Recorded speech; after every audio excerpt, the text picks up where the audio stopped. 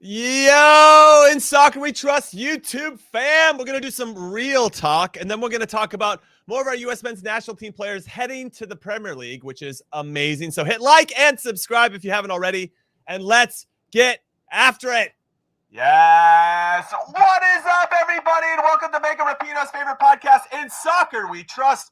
I'm Jimmy Cream Cheese Conrad, alongside my two favorite teammates on the U.S. men's national team, but I have to say that because I'm sharing the screen with them. It's Hollywood Heath Pearce and Charlie Chuck Wagon Davies, and I really mean that. And on today's show, we're going to do some real talk about heading in the beautiful game and the very real negative side effects that come from these repetitive collisions of the brain and what the sport can do to potentially minimize that risk moving forward. And then we're going to pivot and talk about Tyler Adams' move to the Premier League with Leeds United States of America, and Raheem Sterling's move from Manchester City to Chelsea, and what that means for Christian Pulisic's future since they play the same position. And of course, our wildly successful U20 national team who just qualified for the Olympics. But first, I have to tell you, we are a nominee for the best sports podcast category, the People's Choice Podcast Awards, which is incredible and a testament to all of your support. So we really appreciate everything that you do for us. In fact, we hope you enjoy our show enough to nominate us to advance to the final round. There's a little bit of work for everyone to do, including me, Heath, and Charlie. So to nominate In Soccer We Trust, go to podcastawards.com/app/sign up and then toggle down to the sports category. The whole process takes less than 60 seconds. We've included the link at the top of the episode description as well. And now I am done talking and I am out of breath. Charlie, how are you, my friend? Great to see you as always. Everything is great. I mean, summer, New England, can't complain. Let's go. And just this buildup, the hype is real with the World Cup.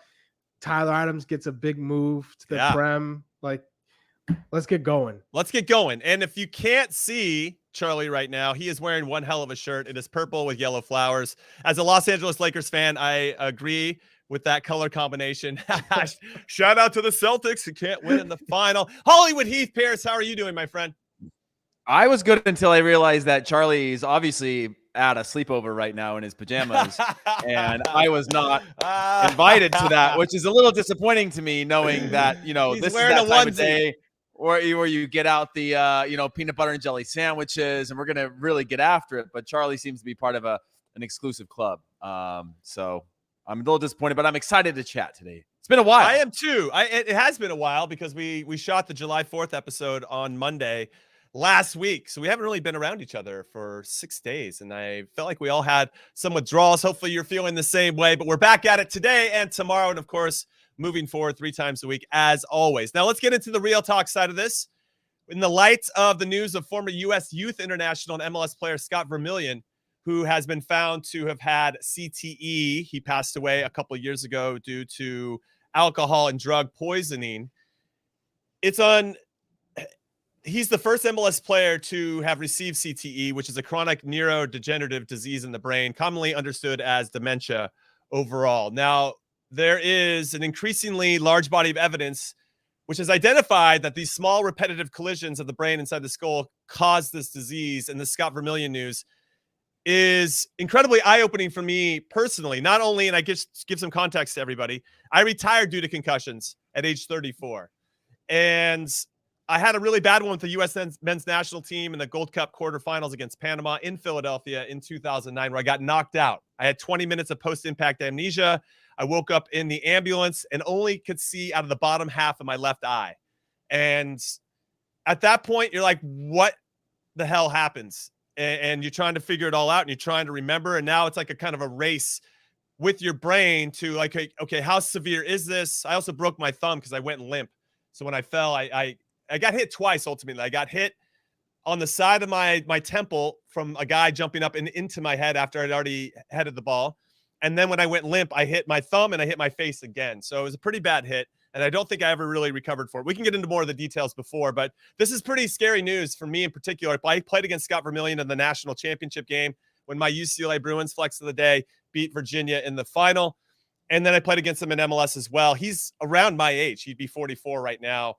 I'm 45. So it's incredibly scary for me. And not only that, before I actually get your guys' thoughts about on this, let's hear from Bruce Murray, who is a former U.S. men's national team player. He played for the U.S. from 1988 to 1995. He scored in the 1990 World Cup, obviously a big World Cup for us because that was the first time we had qualified in 40 years. And now he is experiencing some dementia and CTE symptoms, even though he's still alive. Let's hear what he had to say about it. Forward for Team USA. It's the greatest feeling to be able to travel the world and do what we did. Murray, nice run by Bruce, but it's As he moved into cleared out professional for the soccer, front. Murray continued his reputation for being fearless. His aggressive play sometimes left him seeing stars. How did those concussions generally happen? I was playing for the U.S. in Saudi Arabia, and one of the Saudi players came right through, and his knee caught me in the head. I was on my hands and knees trying to find where my equilibrium was. But for the next 6 weeks to a month, I would go places and not know why I was there. Back then, they would just say, "You got your bell rung." Yeah. Right? You heard that expression? Oh, yeah. Get back out there, be tough. Murray stayed tough through multiple concussions and collisions. He retired in 1995 at age 29. So obviously with the news of Scott Vermillion and then hearing here from Bruce Murray, he says he was diagnosed with at least 4 concussions in his playing days, though he went on to add that he probably would have had a whole bunch more if the technology and the identification of concussions was as advanced back then as it is now. Charlie, you got coached by Bruce Murray. Tell us a little bit about him and his influence on you. Well, I was fortunate that when I came to around 14 years old, John Kerr, who played for the U.S. and played for the Revolution, ended up being my club coach because he was coaching Harvard. And in the free time that he had, he coached my club, which was the Greater Boston Bolts, Eagles at the time. It's transitioned to the Bolts. And then when he went up in age, then I had Paul Mariner as a coach, and then I had Bruce Murray as a coach. So I was fortunate to be coached by strikers who had played professionally. And Bruce Murray, he ultimately helped me with my positioning as a striker and how to use my body, because that is one area of my game when I was younger that I really need to improve in, how to use my body in the right instances in the attacking third. And so I give a ton of credit to him in terms of putting me in the box in the right spots, making the right runs, near post, hard near post run, and then just putting your body on the line, right? And ultimately that's what I guess had him pay his price with some of the traumatic head injuries. And I'm very fortunate that I never had to experience a head injury while playing the game. Now, in the car accident I was involved in 2009, I had a brain bleed, a traumatic brain injury. So, I still feel the effects of it today. And it's sometimes, it's very subtle to forgetting a word that I'm looking for. And I have to use every other word to try and describe the word that I'm looking for. So, yeah, it's one of those things where when we were younger, you just played the game. And like you said, just be tough, get up, shake it off. You can't shake off a brain injury. And more people now are understanding that you need proper rest, and there's protocols in place. But there are still times where someone got the bell rung, like you said, you got hit hard, it shook you up. It was, a potential concussion, but I think I can do it. And they go back out and play, or they pass their tests and they go out and play when they probably shouldn't have. Well, what's interesting is that when I broke my jaw, and shout out to Clint Dempsey for breaking my jaw, it's a good square hit to my orbital bone, or this, I can't even think of the word right now. Think about searching for words. But when I went off, I couldn't talk, but I couldn't talk normally. I knew something was up, but you're in the heat of the moment. You have all this adrenaline. And when I went to talk to the doctors on the sideline, this happened in Boston, I could say enough and mumble enough to say, I'm going to still play. There's nothing I'm going to go out there. There's nothing you can do. And that's a tough thing for the doctors who have become your friends. The team doctors have become your friends. Even though they're looking out for you, they still understand that drive and that pull and that ambition for us to want to get back on the field. And I think as we grew up too, we're probably developing this hero complex of wanting to be the guy, and that we're being rewarded for being tough, and we're being rewarded for putting our head or any parts of our body into areas that could be considered dangerous, and getting a high five for whatever it is. And that's a very meaningful thing when you're a younger player and you're looking for that type of validation from your coach. So Heath, any head injuries for you? Any players that you were around that suffered head injuries besides myself, because you were on that 2009 Gold Cup team with me, that maybe stayed with you in some ways? Yeah, I mean, For me personally, I don't have a recollection of any one concussion type of injury, but I remember specific moments where I was like, this can't be good. And I would guess that there's probably a window of time or a few windows of time that I sustained a concussion throughout my kind of youth to adult professional career. But I remember things like working on set pieces, right, for 15, 20 minutes the day before a game, and me being the near post space, and that crappy set piece taker not being able to beat me at the near post for 25 kicks in a row, and every one of them taking him out off the head and off the head and off the head. And after a while, you know, I'm talking about 25, 30 shots to the head in a single training session, right? Of somebody whipping it in with pace, and you're doing your best to make good contact at the kind of the spot on your forehead that you know is going to have the best response and not and hurt the least, essentially, right?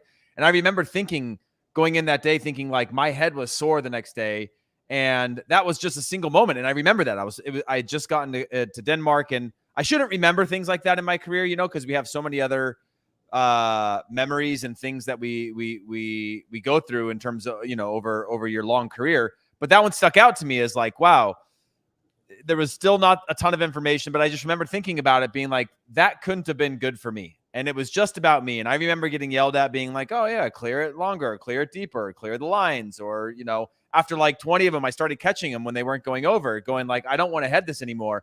And then being accused of not like being able to concentrate on training or do the drill that was the activity. And I that was one little anecdote that I remember, because, you know, a lot of it, they were talking about how hockey, rugby, NFL, and soccer within that Bruce Murray video are seeing the same exact response to CTE. So it's not about the helmet to helmet, you know, basically like two cars going at 50 miles an hour is what the collision is like in NFL.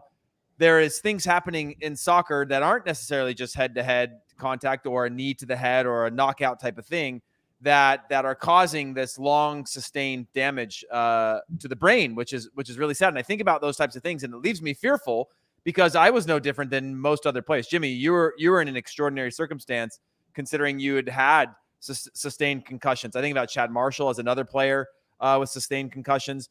But for me, just looking at that and thinking about him and thinking about others that have gone through it, Vermillion especially, you know, it's not always going to be these diagnosed things. And it's a little bit of a scary thought in terms of where the game has been and for us, and then where it needs to go in order for it to be a little bit more safe. Yeah, I think that, well, first and foremost, you guys know me well enough that I deal with a lot of my issues. And for people listening and watching, you probably, if you've been around me enough, you know, I deal a lot of stress and adversity with humor. But when it comes to this, I'm scared. I mean, the fact that I don't know when it's going to start for me, given that I did retire because I did suffer these significant head injuries. You know, like Bruce Murray, I probably had 6 to 8 diagnosed concussions, but you might want to double that, you know, 12 to 14 to 16, because I just feel like I suffered more. And to your point about doing free kicks in practice, obviously the timing of how to create space on free kicks and on corners and all that are really, really important. So as a coach, you go over it and you go over it and you go over it, and you're hoping that the timing gets down and the person that's taking them is going to whip it. Well, I was teammates with Hercules Gomez, who just, he hits free kicks. There's no love on those things. He hits them as hard as he possibly can, to the point where, like, I'm not heading that shit. I'm just not heading it. I don't care if they're mad at me. I don't care. I'll get to my spot, but I'm not going to head it in practice, because he just hits it way too hard. And the times that I scored the most goals in my club career was with Claudio Lopez, with Preki, and with Carlos Marinelli. And all three of those guys put this delicacy, this weight of the ball where I could go attack it a little, put it in great spot, but always gave me something to work with, as opposed to me having to react. Now, I want to give some context, Charlie, because U.S. Soccer did do something about heading, especially for our younger players. But in August 2014, it had to happen because of a legal issue. A class action lawsuit was filed in the U.S. District Court of California, accusing FIFA, U.S. Soccer, and the American Youth Soccer Organization, AYSO, of negligence in dealing with head injuries. The U.S. Soccer Federation responded in 2015 by placing a ban on all headers for athletes aged 10 and under, which I thought was smart. In addition, athletes aged 11 to 13 were only allowed to perform headers in practice. The 2015 header ban was also accompanied by an initiative to improve concussion education and the implementation of a more uniform concussion management program for over 3 million participants registered with the USYSA, which is the Youth Soccer Association. I think that's important, and I think that's going to lead us into a bigger conversation about how the game can change with regard to maybe not having as many headers, Charlie. But where do you think that can happen? Because we had a comment there from Heather Tercio saying heading is such an important part of the game. How do you take that out? Now, I'm kind of happy there's Pep Guardiola's out there that are trying to keep the ball on the ground the whole time, but not everybody can play like that. Mm-hmm. You're right. You can't take it out of the game at the high school, college level. You can't, because typically, from Are you saying we have a bunch of donkeys at that level?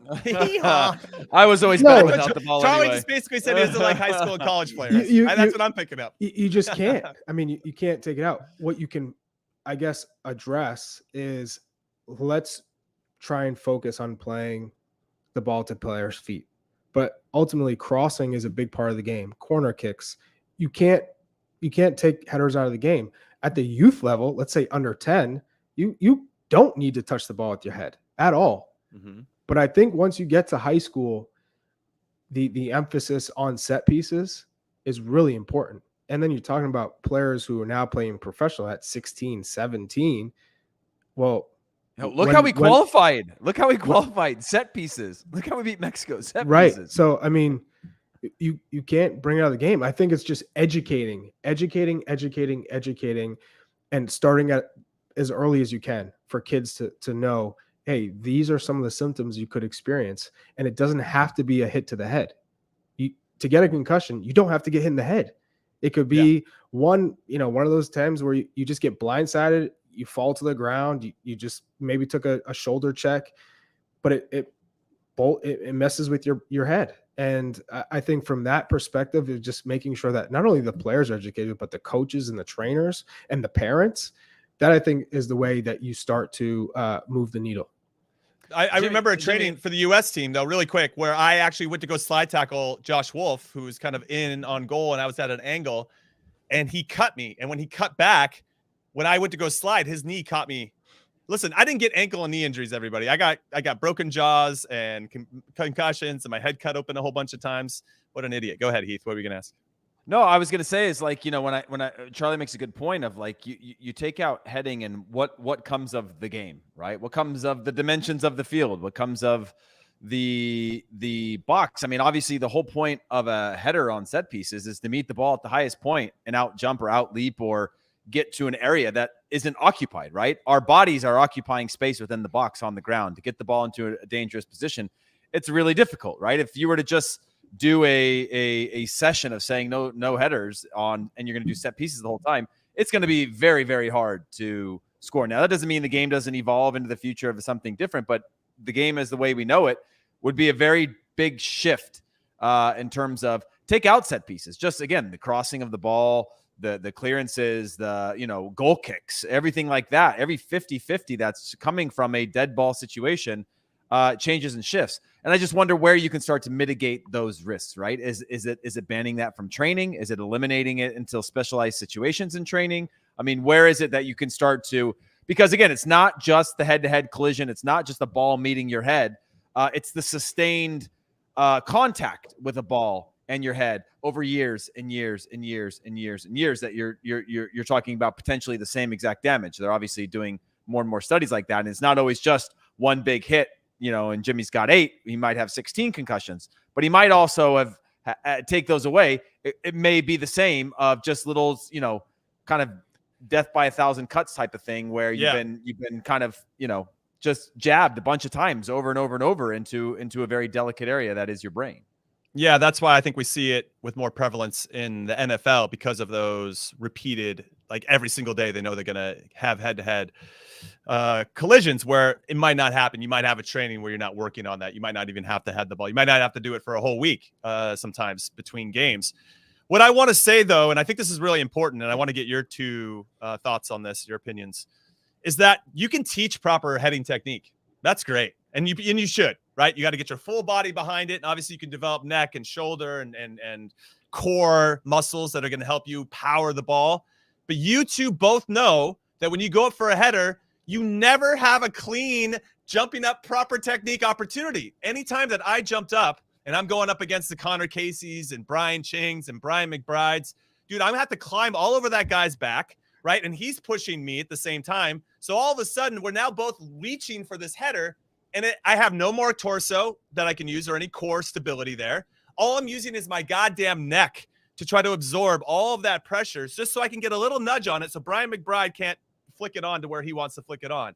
And when you start to add those up and you start to absorb the shock of a goal kick where somebody's punting it 60 yards, because you have some goalkeepers that can really launch it, it starts to that I think starts to add up in a way that makes me a little bit more scared than the big obvious ones where you're going to get a lot more attention on that type of stuff. So yeah, you can teach proper technique, and you should, but I wonder if you just eliminate goal kicks, how much that would potentially minimize those types of plays. It's going to be really, really hard to eliminate crossing and heading on set pieces and free kicks. Yeah, like that's going to be really hard. You're not going to be able to eliminate it. But yeah, that's where I had my two worst. The one where I got hit with the US, where I got knocked out, and then my last ever game when I played for Chivas, when I got punched in the back of the head by Matt Pickens, the goalkeeper for Colorado Rapids at the time. Right. He caught me really square because of those situations where you're going to run into a lot more risk because there's a lot more guys in a tight space.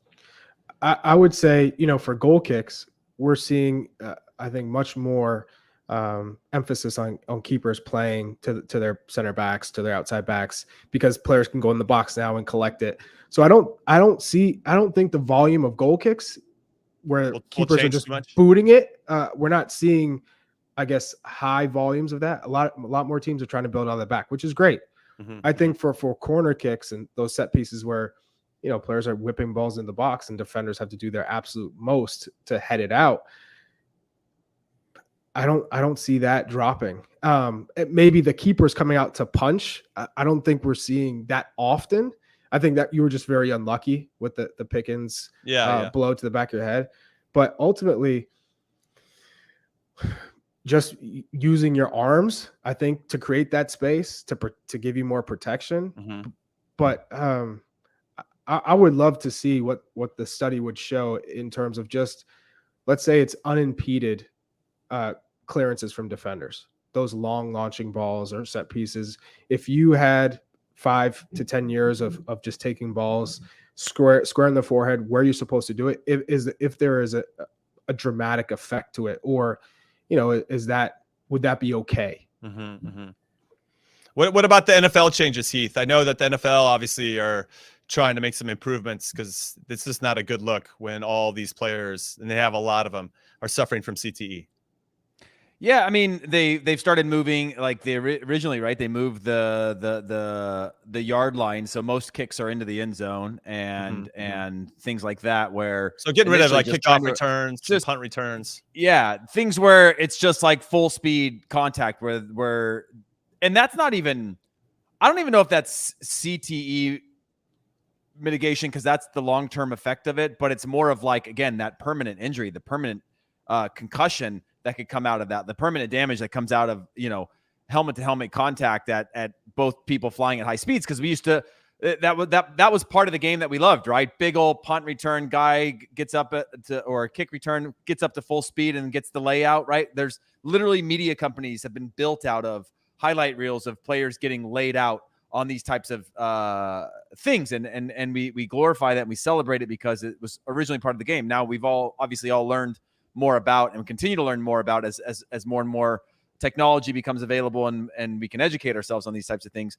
But yeah, I start to think about how can the game be different, right? Are there lines you could put into the game where you're talking about sort of in hockey, you have sort of the 3-line offside rules, things like that are preventing a lot of those sort of long-term things. 'Cause Jimmy, you talk about it. Your biggest ones came in the box, right? Because there is a natural aggression to be able to attack the ball. Well, if you want to stop somebody from attacking that, you've got to grapple with them and you've got to be aggressive to clear the ball.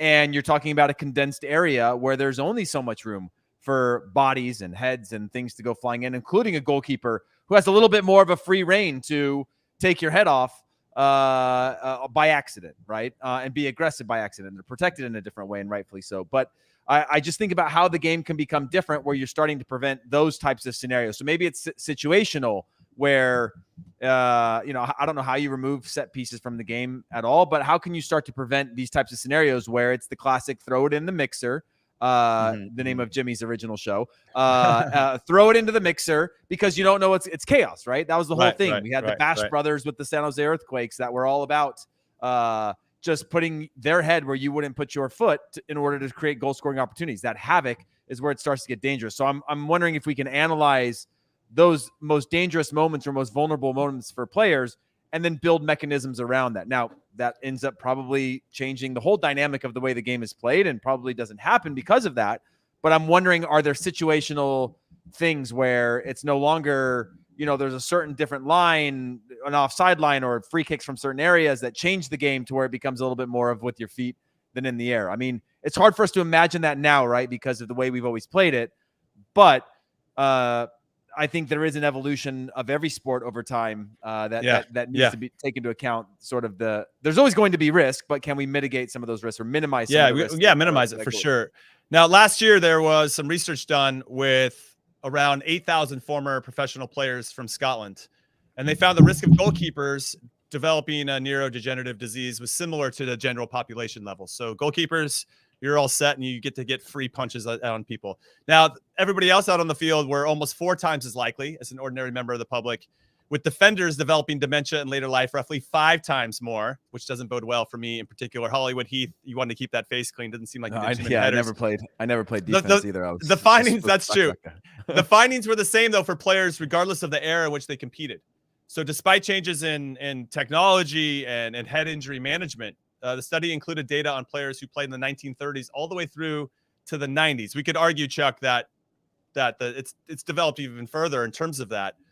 But I don't think, and we know a friend of ours, Taylor Twin, who also had some significant head injuries and has a great initiative with concussion protocol. Excuse me. He is trying to advocate for. And I don't know why this hasn't been done sooner, especially remember when we had 3 subs and then we went to 5 because of the pandemic and everybody was like, this is going to ruin the game. This is the worst thing ever. And now 5 subs is being adopted because it feels really smart and really the right thing to do. Do you think there should be a concussion sub allowed so that there is an injury? Because it's so hard and I've already talked about it and gave an example of doctors on the side to be able to evaluate players quickly to know. Now, I know there's some technology coming in where you can do something with the eyesight. You can see where they are very quickly in terms of how their brain is reacting to different things. It's almost on the outside looking in, which would be really cool. And I wish I had that when we were playing. But do you think a concussion sub is something the game should have? And I don't understand why people are pushing back on it because it seems like it makes a lot of sense. Yeah, I think it does make a lot of sense. I mean, you want to have this sport continue to progress and be the main sport in America. And that's what we've all pushed for because we've gotten to travel the world and we've got to experience how this is one of those sports that builds bridges and I think allows you to experience new cultures and it's a game that is so inviting and inclusive. So I think the only way that you can continue to make this sport safe and inclusive is by adopting the concussion rule because we want people to be healthy. We want people who have played the game that when they're in their 60s and 70s and 80s, they can still walk around. They can still, they still can live a long, healthy life and be advocates of the sport. So I'm always for the concussion substitution rule.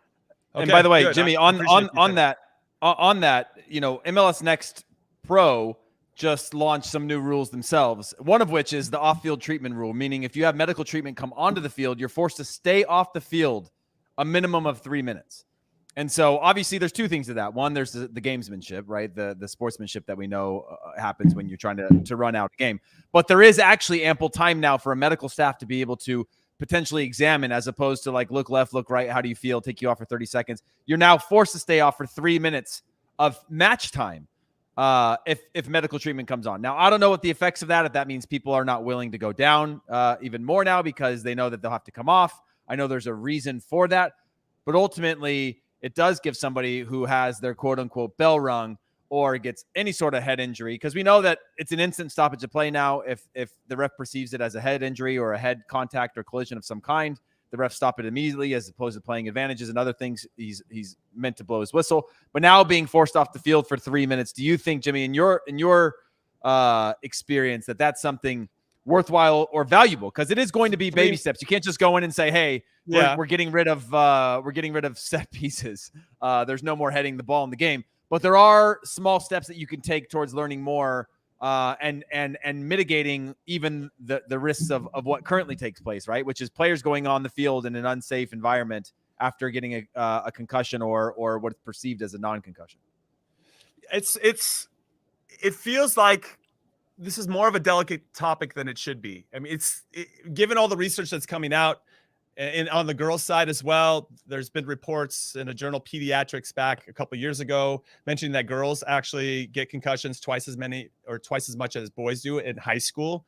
But that's not all from headers. No, it's not. It's not. Because then you could really just go, oh, well, what about 50-50 challenges? Are we going to take that out of the game? Because right. You could go down the list of how players are getting concussions, boots to the head. Yeah. Right. Especially at that age where I think you're still trying to figure out how to use your body. Right. There's a lot of uncontrollable or players that just run but don't know necessarily how to run or how to protect themselves. And so, yeah, that's a very good point. I'm glad you brought that up, because high school soccer was harder to play than any level that I ever played at, because I agree. I bet Charlie knows the moves don't work. You can do a step over. That person's not moving. They're going to still stand right there. They don't bite on that because they didn't even see it, Charlie. They didn't even see it. Yeah. They didn't even see it. Like, yeah, the gap in levels is quite big in high school, and figuring out a way. I think it's still an important thing, just to sidebar, for our best players to play high school, because then they learn leadership qualities in terms of, how do I get the most out of this player when he can only do A and B and not, A through Z. So that was just, I think it's kind of a disappointing that we don't have our top players learning how to develop those types of skill sets. Jimmy wants to mandate all players play high school soccer. Jimmy wants to mandate that all youth national team players play high school soccer. The moves. I think there's value in it. That's all I'm saying. Those not doing anything for defenders. Like, I can't tell you how many step overs I did where the player just stood there. And that's in college too. I mean, my college practices at BC might have been some of the most difficult practices, because these defenders would not move at any time I did a move. And I would get so frustrated. I'm like, you can't defend. You're just standing there. but it worked. So yeah, I can completely vibe with you on that, Heath. I might have played more World Cups if I just learned how to stand there when Charlie was doing it. So with regard to your point, Heath, I don't know. In your question, I don't know what the right answer is to mitigate this, but I do think that there might be these little rules, as you mentioned, 3 minutes or these little things that we can do to just think about it. I think as long as there's a conversation, everybody understands the risk and understands how these things happen, it's going to be really, for me on set pieces, it's going to be impossible to Charlie's point. Like, how do you get that out of the game? It's such a huge part of how teams have success. I mean, World Cups have been won or lost on set pieces, and that's not going to change. We talk about Zidane. Obviously the guy is one of the best players of all time with his feet, but he scored 2 headers in a World Cup final against Brazil. I mean, I don't know. It's just a different. You might not be able to get rid of.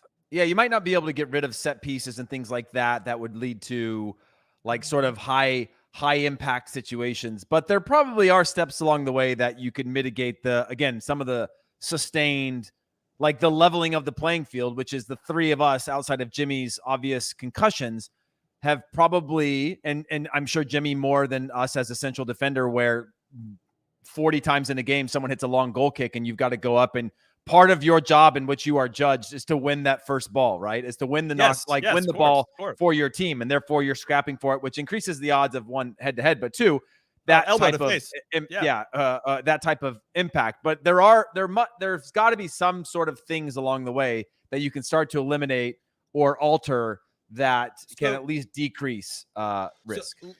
Okay, let's put our dad hats on then really quick. My kids are a little bit older than yours, for both of you guys. When my kids play, I tell them don't head the ball. Do I feel like a bad dad for saying that? Absolutely not. Should I? I mean, from a competitive standpoint, they should probably learn how to be somewhat aggressive. And I have 2 girls.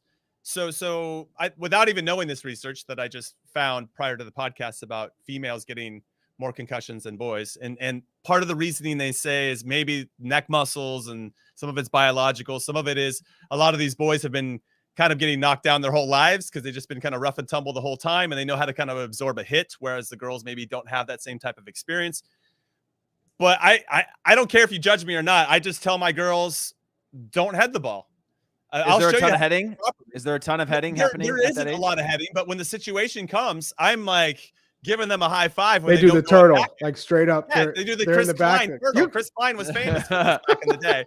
He did the turtle head where he looks like he's going to go for the header, and then he drops his head down, and you can't see his neck anymore. You know, so I don't know. I don't know what you got. What are you guys going to say to your kids when they get old enough to play? Oh, don't let them catch another Charlie, I'll come to you, Charlie.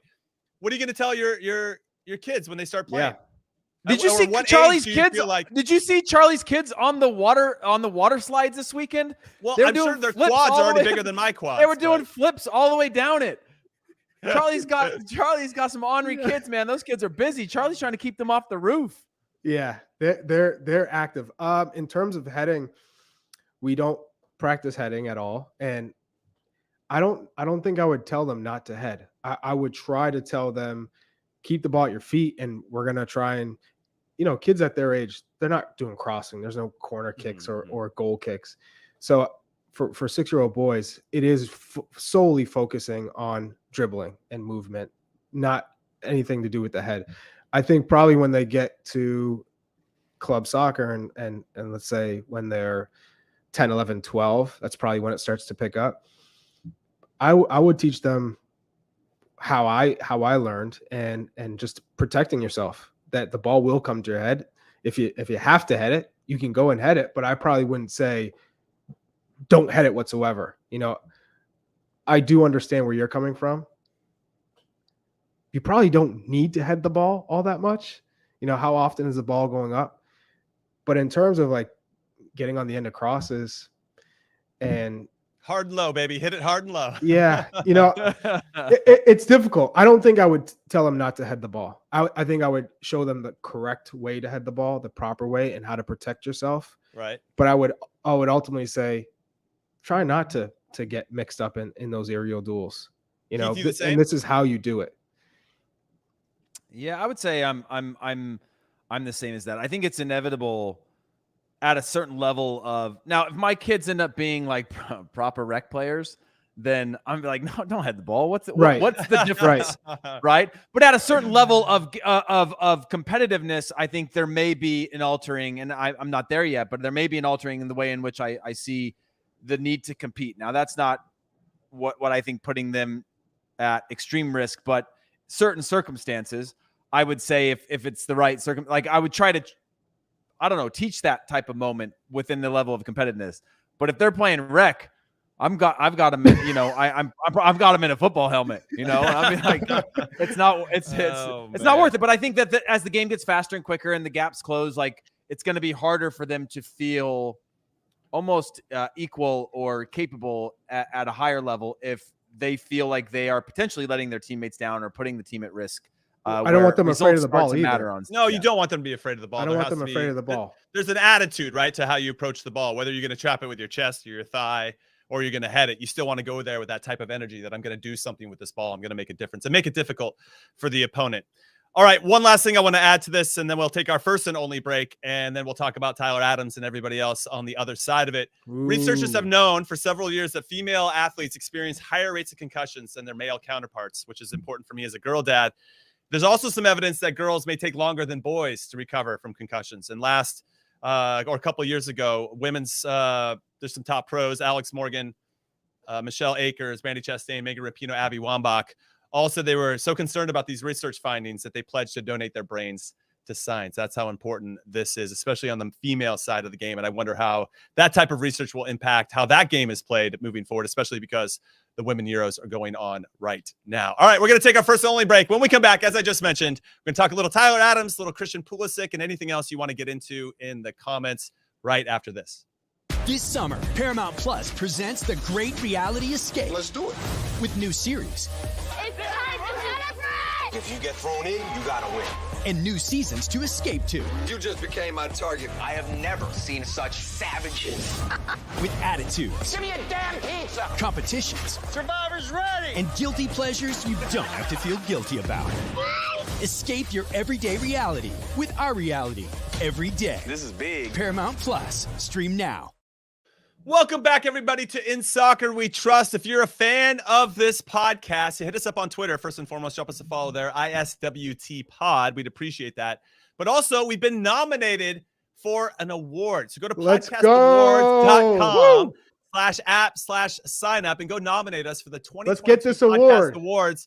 Check us out in the sports category and let's make that happen. We want some awards. We want to be decorated.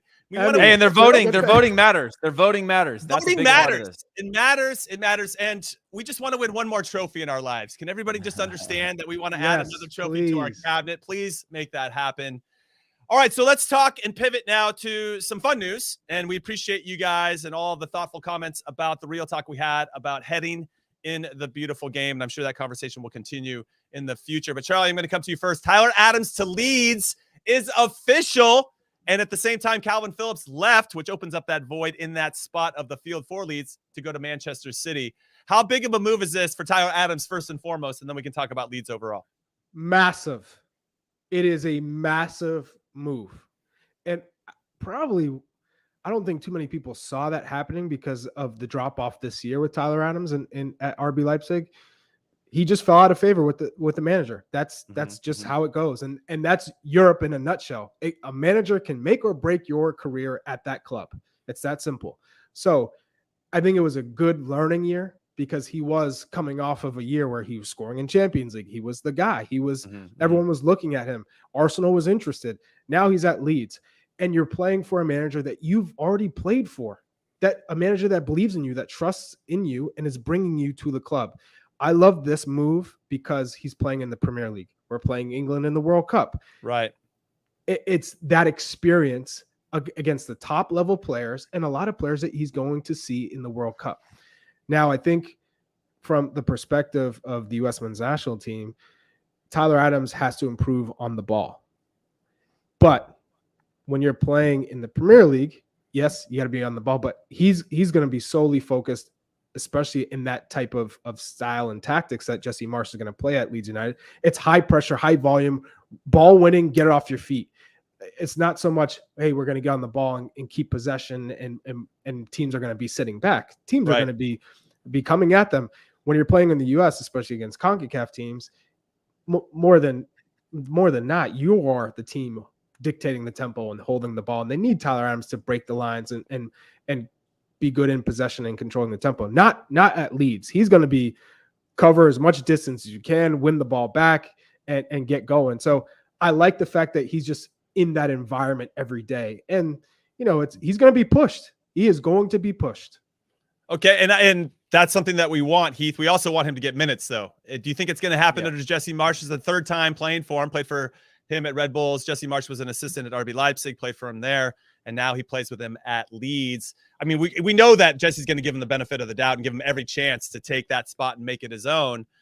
But if you don't play well, maybe in that first game or two, pressure's pressure. He has a longer leash than that. Okay, that's for fair. 20 that's million, fair. Longer leash than that. Okay, and I hope that's the case. I Right. definitely want Tyler playing as much as humanly possible. What do you think about this move overall, since it's been American after American after American coming to Leeds? Yeah, I love it also. If I'm Jesse Marsch, I got to go with a few things that I know I can control. And when you look at Brendan Aronson, when you look at Tyler Adams, both coming through a system that Jesse Marsch is most comfortable with and the way in which he believes they will be successful in the Premier League, I do think that there is an element of the gegenpress that works or will work in the Premier League, and having players that are committed to that. We know when the national team tries to press, they don't do it all together. They don't do it well. It's a national team and they're trying to play a high press system. But a club team, when you can work on that, you can work on the triggers. You need a few of those players that by any means know exactly what to tap into and know to default back into that type of system. So I love that for Tyler Adams. The other thing that I wanted to add, because I think Charlie covered it really well, is that what I also love about the American player now is Tyler Adams falls out of favor at RB Leipzig, right? Mm-hmm. Normally, that would default into that player needing to go to a smaller club to get minutes. Mm-hmm. But now we're seeing a respect for a quality player, because you go back 2 years, Tyler Adams is the hero, and he's been a consistent starter.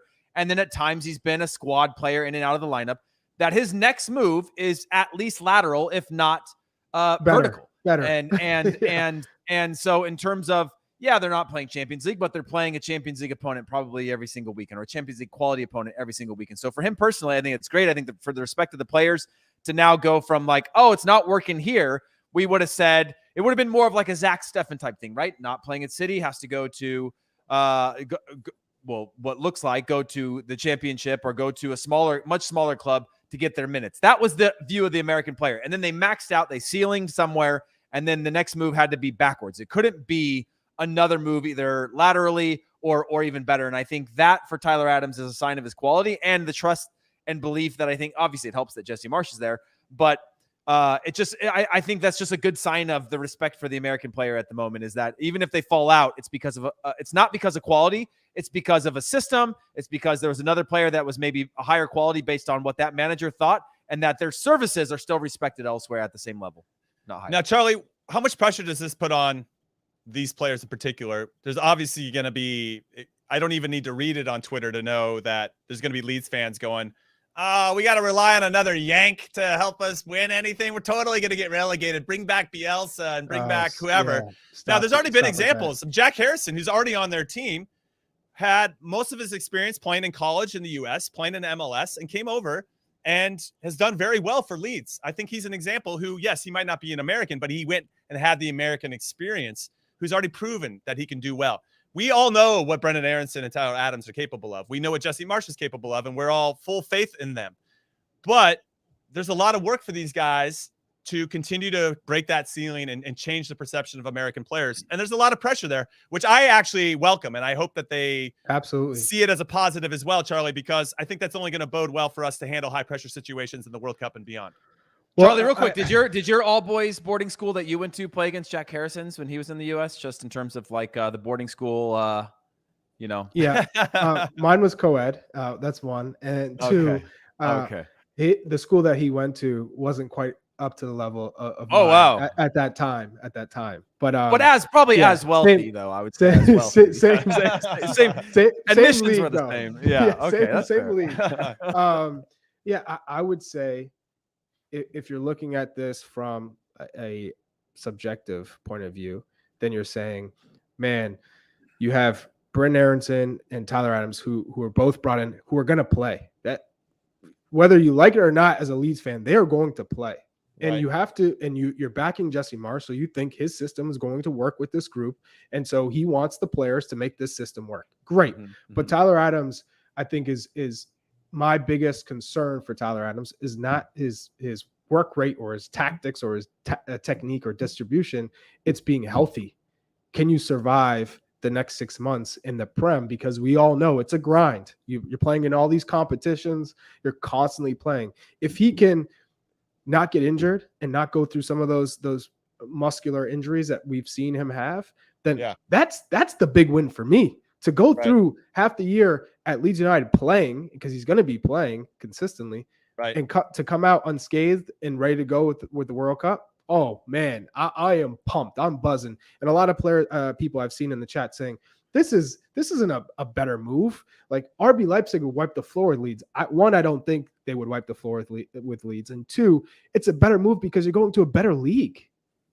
You're going to a better competition. That's what I'm impressed about. What Heath is talking about. You're never going to a better league in the past if you're not playing in the Bundesliga. You're going to Bundesliga 2. You're going to Denmark. You're not going to the Premiership, because you'd be like, oh, you think you're going to come to the Premier League if you're not playing in Germany? No chance. So that is why we're so excited, because that is an improvement. You're going to a better league. Yeah, maybe the club is not better because you're not playing in Champions League, but you're still playing against Manchester United twice a year, Arsenal twice a year, Tottenham, Man City, Liverpool. You're playing against those teams twice a year. That's incredible. So I'm all for it, but we also have to be mindful of the pressure is going to be immense, and Tyler Adams is going to be asked to do a lot in that system. And so I think it'll be a great test. And I'm a believer of Tyler Adams. I mean, he's really important to our success. And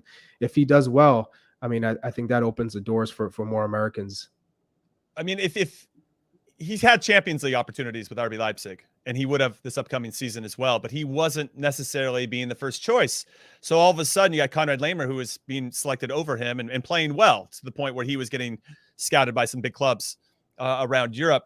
He goes to Leeds and goes to arguably a better league, and now looks to start. I mean, that for me is a fantastic move, and I'm all for it, and hopefully he proves this well. But again, to everybody, your thoughts and some thoughts we're seeing in the chat as well with regard to his distribution. I mean, can Jesse Marsch help him kind of extend his passing range and the weight of his passing and that type of little things that I think will only bode well for the U.S. men's national team? That'll be, I think, his biggest challenge. I think he's got everything else. He ticks so many boxes. He's going to be fine.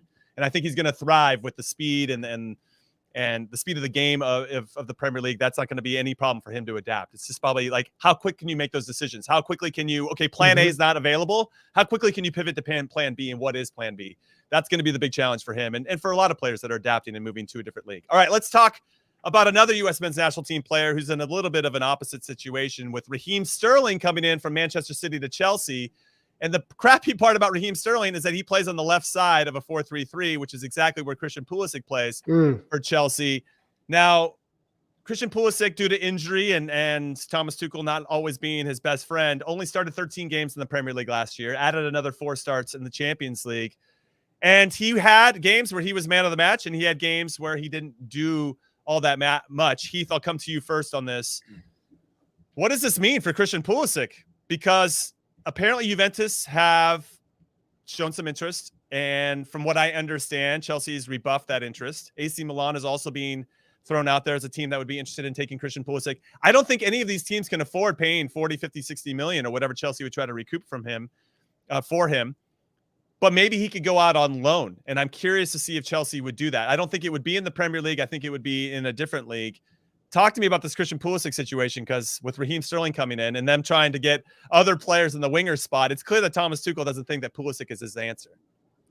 Yeah, it's hard because I think sometimes we look through the new ownership group knowing that it's an American ownership group and what that could mean. By the way, we're gonna have Mason Mount on In Soccer We Trust very soon. Baby. We're gonna make sure that we get those questions in for him to ask him what it means for maybe not the hard hitting ones, but we'll get him some from everyone around Christian Pulisic and the relationship there and his impact on the club. But I do think that there's probably a move this summer if the number is right. The hard part is like you said, Jimmy, the cost of Christian Pulisic is a significant summer transfer.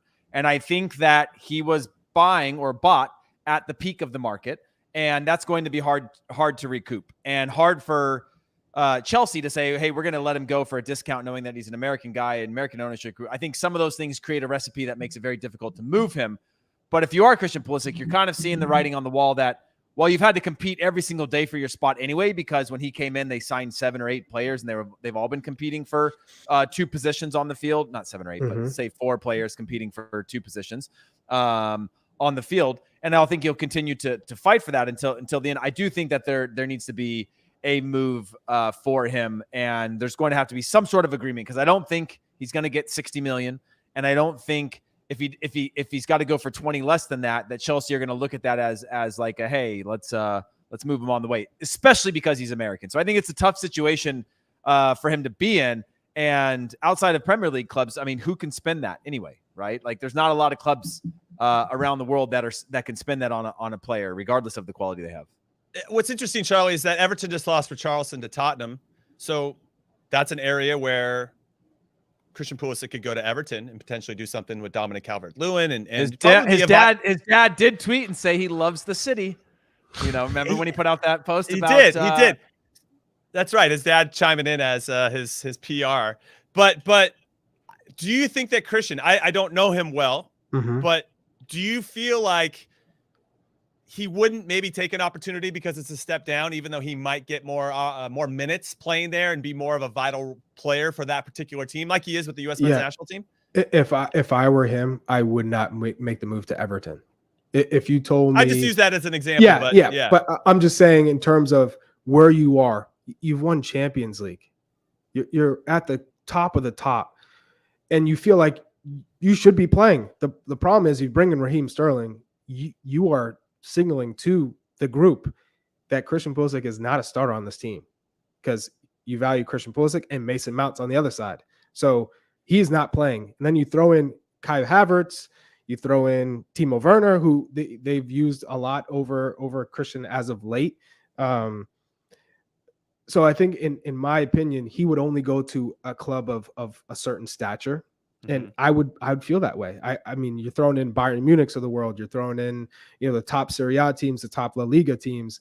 You're not going to a Prem club that is below Champions League level. That's just not happening. If I'm in his shoes, we've seen some players though. Let's say Romelu Lukaku, who started at Chelsea, then went to Everton, then went to Manchester United, and then to Inter Milan, back to Chelsea, now back to Inter. But we've seen players sometimes take that step back to take a couple steps forward. So it's not unheard of, especially if he goes out on loan. Like, it's clearly just on. We need this guy playing minutes. And we've already mentioned this before. He's one of the rare players, Charlie, that I think doesn't matter if he's playing or not at the club level. He's still going to play for the U.S. Like, that's how important he is for us. But we don't need a not very sharp Christian Pulisic showing up with the World Cup. That's for us, right? I think for the fans, for the supporters, you want Christian Pulisic playing in the Prem because it's the best league in the world. And if he's getting consistent minutes, that means he's going to be sharp for Qatar. Yes. But if you're in his shoes, you said, I've always had to prove myself. No one's ever given me the benefit of doubt. He always feels like everyone's out to get him. At least that's what it looks like from the outside. No one's ever handing him a starting spot. He's had to fight for it. So in his mind, why wouldn't I fight my way back into this team too? I've done it before. I can do it again. And if he's, as long as he stays healthy, I think he's going to play. He's going to play his way into the team as long as he can stay healthy. And then in terms of Lukaku, he made that move to Everton because he hadn't proven himself yet. That's fair. Christian's proven himself. That's fair. The Premier League, I mean, we've seen the matches that he's had against Manchester City, against Liverpool, where he's been a standout. He's proven. So he doesn't have to make that backward step just to show, hey, I can do it in the Prem. If you said, oh, he's got to go to Inter Milan or AC Milan or Atletico Madrid, or, then you say, oh, he's just going to a Champions League club, a top club in a different league. But I wouldn't want to see him take 3 steps back. I would love. What about Juventus though, Heath? What would you say about you? Because Paulo Dybala just left. You have Chiesa, who's not back to full health. He won't be until after the World Cup because Italy's not in it anyway. This might dig on Italy for today. Oh boy! But I would be okay with him going to Juve. Obviously, he'd be there with Weston McKennie and would already have someone there that he could trust and make that transition a little bit more seamless. But it doesn't seem like that's going to happen, even though I wouldn't be mad about it. Yeah, I could see him at Juve. Weirdly, his situation at Chelsea is just the fact that they signed all these players around the same age with the same depth and never had that sort of security. Now, you go to a Juventus, or if he was at an Arsenal, or if he was at another club, I think whatever, Everton, you're maybe competing with one other person at the level of Christian Pulisic. Chelsea just happened to have 5 of them, right? Most other clubs don't have 5. If you went down the clubs, even in the Premier League, Manchester United, or Man City obviously has it. But if you went beyond that, you're not looking at a depth chart that Christian Pulisic has had to compete with, whether that's Kai Havertz, Timo Werner, Mason Mount in the earlier days. And he's had to break down those barriers over and over again and get himself back into the lineup. Very few clubs have that level of depth around the same age and the same profile without sort of the style of play identity attached to that. So I think at Juventus he would be fine, and he's at a very low risk of having 2 other players in his exact spot. I'm thinking out loud here, but I can't think of a number of other clubs that are Champions League quality clubs that have the depth to just bury him in the way that he sort of got buried at times at Chelsea, in terms of it might not even just be, it could be Timo Werner now. It could be Kai Havertz for a bit. It was, again, I go back 2 years and it was Mason Mount in the same position. You have all these players in these positions that, of course, you're always going to have challenges, but I can't think of another club where it wouldn't be at least him or somebody else competing for that spot all the time. And I like Christian Pulisic's odds in most situations to win out that spot. Yeah, it's going to be an interesting situation to keep our eyes on. So obviously, we will keep you up to date on everything that's happening. And if any big news drops, we will have an Emergency in Soccer We Trust podcast. You can count on that. All right. Before we call it a show today, Charlie, I'm coming to you first. Final thoughts. And maybe you want to give it to the US U20s for winning the CONCACAF championship and qualifying for the U20 World Cup next year. And also maybe I do qualifying for the Olympics. That's where I was going to go, but I'll let you go first, Chuck. Well, I'm not going to steal it if that's what you're going to do, but No, I'm going to say take it. no. I'm going to say big congratulations to the under 20 side going to the World Cup for the under 20s, but you're also qualified for the Olympics. Massive. Haven't done it since my Olympics, so let's go. What I wanted to touch on is Bale going to LAFC. Big one. It's massive for American defenders. You get a good look at what Gareth Bale can do. It's almost like you're taking the shock factor out of the equation when you go to Qatar. You know how he moves, you know how he plays. Yep. For Walker Zimmerman, I think he gets probably his first game against Gareth Bale. Yeah, I mean, that's good incredible. point. That's great. what we want. Here you go. Yeah. This is Wales. He fell into our trap. Way to go, Gareth yeah. Bale. So I love it that we are getting a taste. A lot of the players who are ultimately going to have to face him in Qatar are getting to get a taste of him here in MLS. So awesome. And I'm a big fan of the Tyler Adams move, just because he's going to the prime time and he's going to get a chance to see a lot of the players he's also going to be playing against in Qatar. So I'm on the hype train. And also, let's get Zach Steffen's loan approved already, because it hasn't gone through. So long. It needs to happen. Yeah. And my onesie's on point. Shout out to Nike onesies. I think Charlie just set a record for final thoughts today. Yeah. Heath, Yes. how many final thoughts do you have for us? Mine isn't the U20s because Charlie mentioned it. Mine's the Philadelphia Union, guys. I mean, we're talking about Brennan Aronson moved this summer. People are saying Paxton Aronson is the next to go to RB Salzburg, and his move there, and he's not even a starter on the Philadelphia Union. Jim Curtin, you need to be starting play the kids, because You look got how the good golden they were in ball, qualifying. by the way. It's the best player. Yeah. Paxton Aronson. Quinn Sullivan, also another top player. Brandon Craig, who's not going to get the love because he's a defender. Jimmy, you know what that's like, was unbelievable. Another player that's probably going to force, I think, would be a trade for the back line of Philadelphia Union, which is one of the best in the league. The back six of Philadelphia Union is what's keeping them afloat. And you've got this kid who's a great passer of the ball and wonderful talent. But that's what I'm saying. He can play over Jack Elliott. Yeah, I mean, that back line, Jack Elliott's pretty good. Yeah, Glesner's pretty good. That's a really strong back line. But now you've got the value in it. Yeah, you got now you got the ability to trade one of those players who have high value in the league right now for a really good back line. And so shout out to them for the way that they're doing it. Obviously, I'm close to that, but I think it's a unique example because those players are not elite athletes. And I think that's really cool that you're seeing a player development coming out of that. We're seeing them in the news on the U20s. We're seeing big moves now with Brennan Aronson to Leeds. And I think that's a good sign of things to come for the clubs in Major League Soccer and USL that are really focusing on player development. I think the fruition of that is a validator, and others are going to follow in the footsteps of that. That's one final thought, but it was a long one. That's a great final thought. It was good. I love that final thought. It was very eloquent. Hey guys, thank you. You're welcome. What I'll add is, for everybody that doesn't know, when our team plays in the Olympics in 2024, you can add 3 overage players. Oh, we didn't even get into this conversation. We'll get to it eventually at some point. But all I want to say with my final thoughts is, if it's not me, Heath, and Charlie, US Soccer, you're doing it wrong. So thank you for listening to In Soccer We Trust. We appreciate your support. Drop us a follow at ISWT Pod on the Twitter. Julia so on behalf of producer Des, producer Alex, Charlie Chuckwagon Davies, Hollywood Heath Pearce, I'm Jimmy Cream Cheese Conrad saying thank you for listening and watching. And we'll see you tomorrow, 10 a.m. Pacific, 1 p.m. Eastern. Later.